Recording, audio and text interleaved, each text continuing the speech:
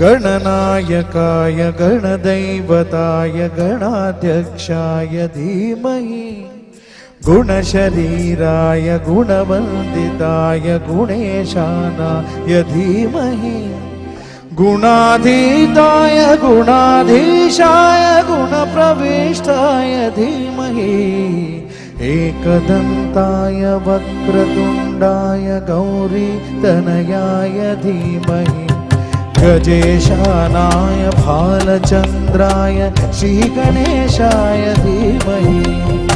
एकदन्ताय वक्रतुण्डाय गौरीतनयाय धीमहि